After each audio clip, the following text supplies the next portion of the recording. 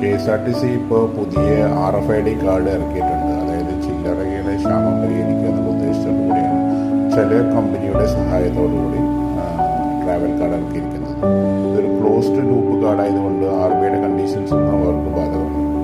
പക്ഷേ മറ്റ് സിറ്റികളിലൊക്കെ ഈ ചലോ ഇറക്കിയിരിക്കുന്ന കാർഡുമായിട്ട് കമ്പയർ ചെയ്യുമ്പോൾ KSRTC വാങ്ങിക്കുന്നത് 100 രൂപയാണ്. അത് ഇത്തിരി കൂടുതലാണ്. അതായത് പാസഞ്ചർ ഫ്രണ്ട്ലി ആയിട്ടുള്ളൊരു കാർഡ് ഇറക്കിയാൽ മാത്രമേ 100% ഡിജിറ്റലൈസേഷൻ നടപ്പാക്കാൻ പറ്റുള്ളൂ.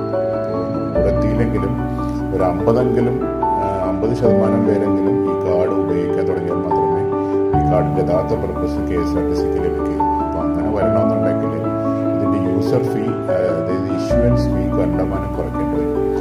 പാറ്റ്നയിൽ ഈ ചലോ കമ്പനി തന്നെ ഇഷ്യൂ ചെയ്യുന്ന കാർഡിന് 20 രൂപയേ ഉള്ളൂ. അവിടെയാണെങ്കിൽ